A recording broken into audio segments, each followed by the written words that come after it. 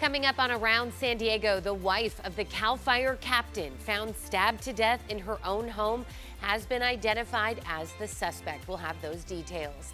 And CBS 8 has been trying to verify the number of immigrants arrested in ICE raids around San Diego County. We'll break down what we have found. Plus, we are less than 2 weeks away from the end of that grace period of a new statewide law that impacts where you can park.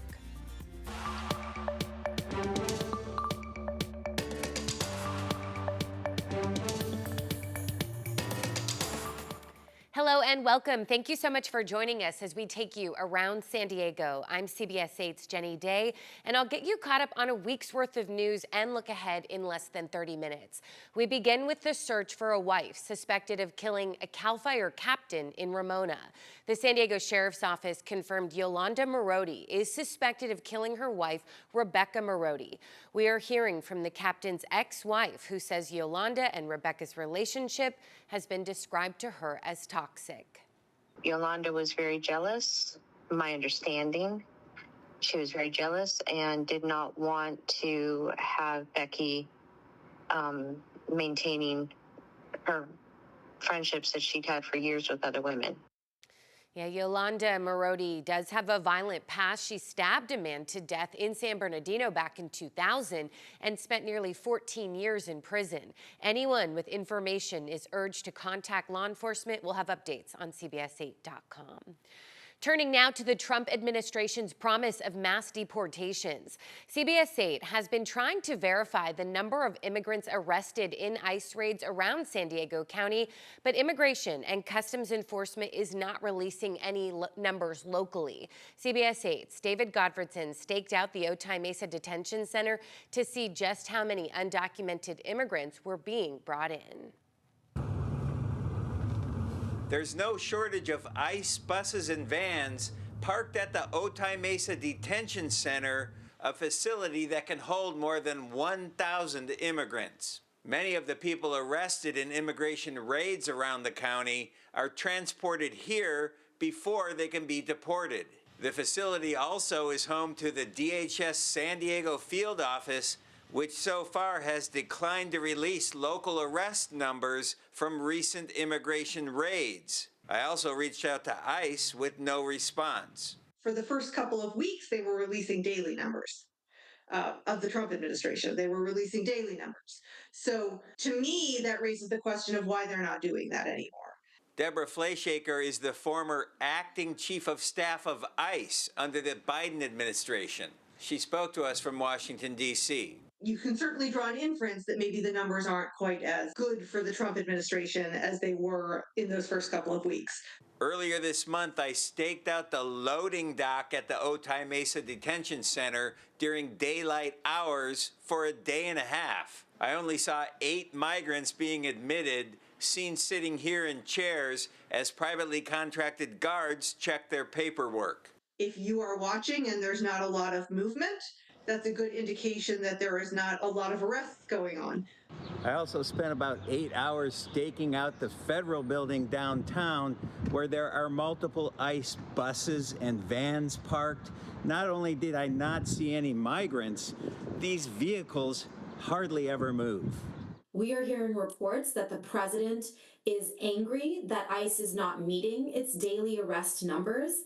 Naina Gupta is the policy director with the American Immigration Council in Washington, D.C., an immigration advocacy group. She says the Trump administration is now requesting more than $175 billion from Congress to help increase those immigration arrest numbers. Regardless of the numbers of actual arrests, people are still afraid to leave their homes because they don't know whether they'll be targeted or not. They don't know how many arrests are being made on a day-to-day basis.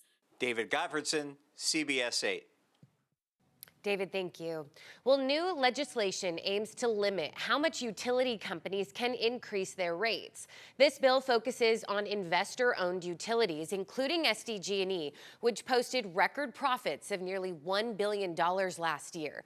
It would bar these power companies from proposing more than one rate increase per year.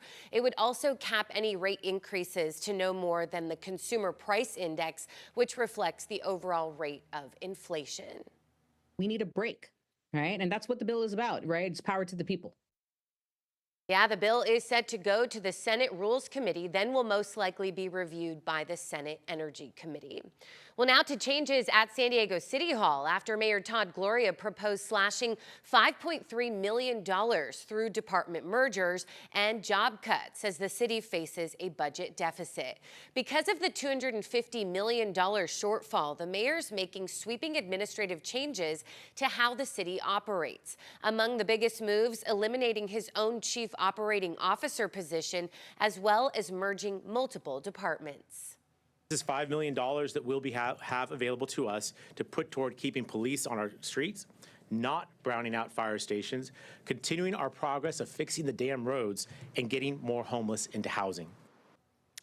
The cuts come after voters rejected Measure E in November, a 1-cent sales tax proposal that would have generated $400 million in revenue.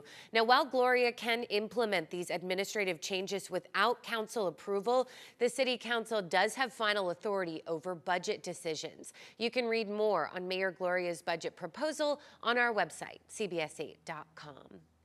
Well, a verdict has been reached in the civil case involving a parkour gym collapse in Barrio Logan that happened back in 2017, which injured dozens of children. A jury found MTS, the building's owner, responsible for 15% of the fault. Plaintiffs' attorneys argued that MTS knew that the platform lacked proper inspections and permits. Well, MTS's defense claimed it wasn't their responsibility as the lease required tenants to handle all of those details.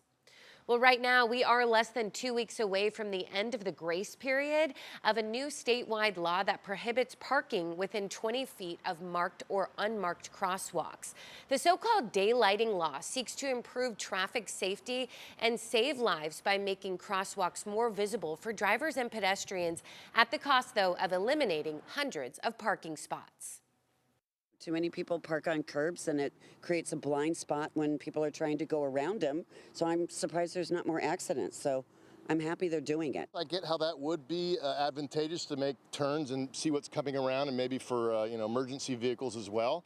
But it's at the cost of inconveniencing people daily to try to park. Yeah, according to the city's website, the 2-month grace period ends on March 1st. That's when full enforcement is set to begin. Violations will result in a fine of $77.50. Well, a huge renovation project in downtown San Diego is facing a new hurdle. The campus at Horton at the old mall site was planned to have office space, food, and shopping. But according to the San Diego Union Tribune, the firm leading the project might lose the property if it fails to pay back more than $350 million in unpaid debt in 90 days. The project was planned to have 700,000 square feet of office space, which some retail experts say could be hard to find tenants to fill. Probably not going to get leased out in today's environment. We're seeing tons of office buildings downtown getting converted into residential. So on my end, I'm still seeing that they have tons of office space available for rent, and I just don't think that's going to get leased out. Now, we reached out to the firm redeveloping the property for any updates on construction or the possible foreclosure. Still waiting for a response. Well, the long-awaited Gaylord Pacific Resort in Chula Vista will be officially opening in May. It will create thousands of jobs in the South Bay. The resort and convention center will have a $500 million annual boost to the local economy. To be a major driver of tourism for the region, bringing hundreds of thousands of travelers into the area every year. Yeah, the resort is looking to fill 800 positions. This includes the front desk, housekeeping, security, food and beverage, and more. Job fairs are planned for the weekend of March 7th and March 14th. They're at Southwestern College. Applicants should be prepared for on-site interviews. All levels of experience will be considered, we're told. Well, up next, we are getting a rare look at a deep-sea anglerfish after it washed ashore in Carlsbad, where that fish is now being kept.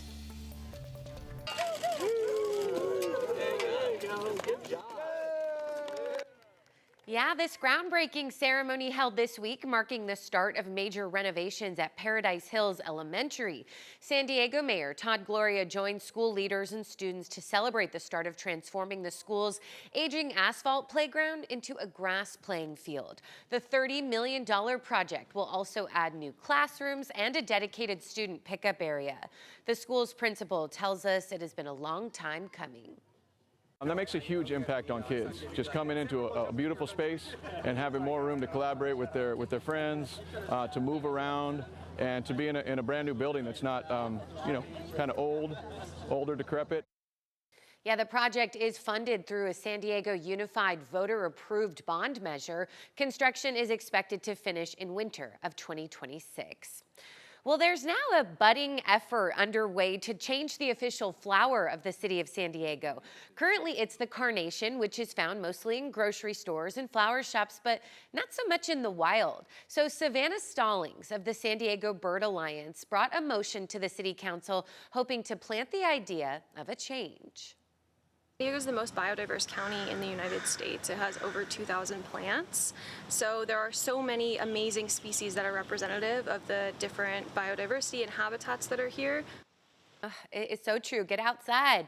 There is some criteria, though, for the city flower. It needs to support wildlife, have kumeyaay cultural value, be native and landscape friendly, and not be rare or endangered. For more information on the process for picking a new flower and how you will be able to have an impact on that say as well, just click on the story on CBS8.com.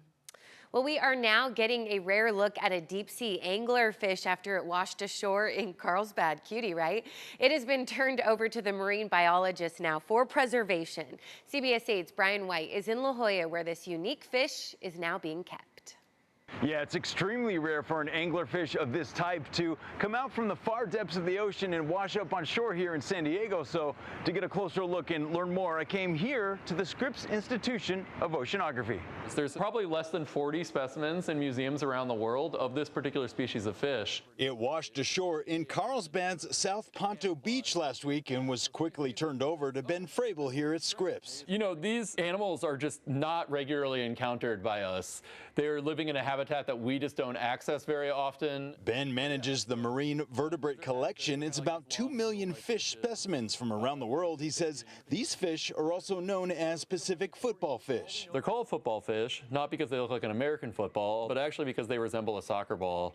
Kind of in terms of the spherical body, and also these spines on the side of their body kind of give it that octagonal pattern like a soccer ball. This one measures 10 inches long, so how deep do they go? He says anywhere from 650 down to 2,000 or 3,000 feet. A lot of deep sea fishes and other animals have these kind of what we would consider pretty horrifying faces and mouths, big mouth, big teeth.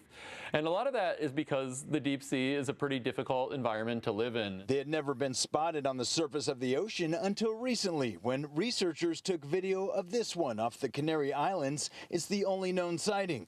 And 4 years ago, this larger one washed up in Encinitas. They have large mouths and lots of teeth because in the deep, food is very spread out. And when they find a meal, they want to make sure it doesn't get away. And they use this little fishing lure-looking thing on top of their head to attract dinner. It houses glowing bacteria that produce what we call bioluminescence. So something sees it and says, oh, that's a little shrimp. Maybe it's something I can eat. They swim up thinking it's something they can eat, but unfortunately it's not. This rare fish will now be preserved for research in an isopropyl alcohol solution here for years to come. At Scripps, Brian White, CBS 8. Almost looks prehistoric. So neat to see what we're coexisting with. Brian, thanks. Still ahead, we are now showing you the beauty that you can find outside right here in San Diego and why it is so important to protect it. Coming up in an Earth 8 report. Well, the San Diego Zoo is celebrating its first koala, Joey, in 2 years. This is our first look at that baby girl whose name is Inyala, which means place of peace or rest. She turned 7 months old on Valentine's Day. This all comes as the zoo celebrates 100 years since the first 2 koalas arrived in San Diego as a gift from the children of Sydney, Australia to the children of San Diego.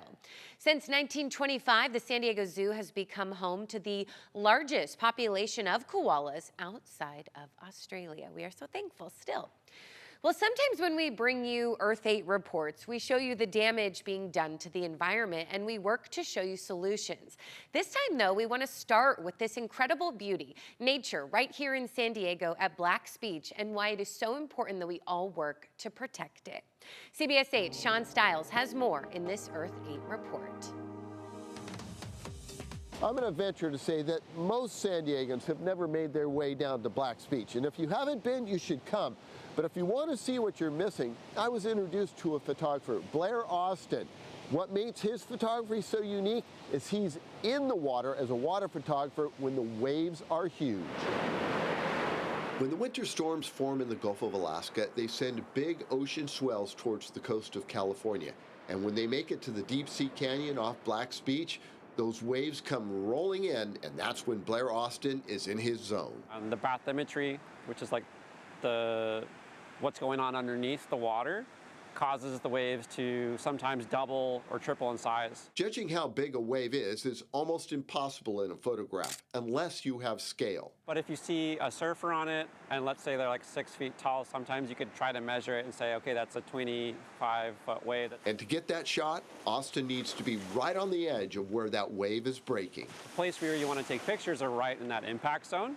And in that impact zone, sometimes the rips can keep you pulling out to sea. Keep in mind, he's doing this all while holding a camera. Swimming with one arm and with the fins, and it's a very awkward swimming technique because this thing has to just stay there. To keep his Nikon dry, it goes into a waterproof housing. And it slides into the housing.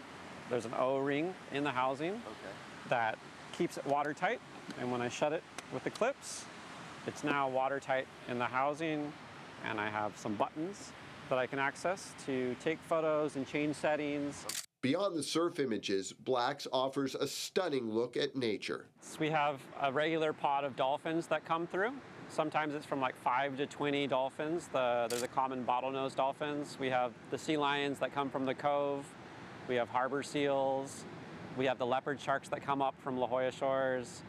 We have juvenile great whites that come over here, late summer, early fall. There's all sorts of wildlife that you would never expect when you look at it from the beach. And then when you see the water on a clear day, you're like, wow, that's crazy. And because Black's is off the beaten path, nature can be nature on the land and in the air. There's also the coyotes that come around. There's the peregrine falcons that live up in the cliffs, and the pelicans and all the migratory birds. But it's the big waves at Black's Beach that are Blair Austin's bread and butter. So when other photographers are tapping out and saying, life preservation is a little bit more important, and I take the side of danger. Even as a kid, what made Black's Beach so extraordinary to me was that we're in this big city of San Diego, yet we're on a beach where it seems like nobody's around. So if you'd like to see more of Blair's images, you can go to blairal.com, and of course I'll have a link on this web story, and you can see what makes Black's so amazing. Sean Stiles, Earth 8. I will definitely look. What a cool perspective. Thank you so much for sharing, Sean. And I am one of those San Diegans who's been all the way down to Black's Beach. All right, that will do it for us. Thank you for your time. Thank you for staying informed. As always, for CBS 8, I'm Jenny Day. Take such good care.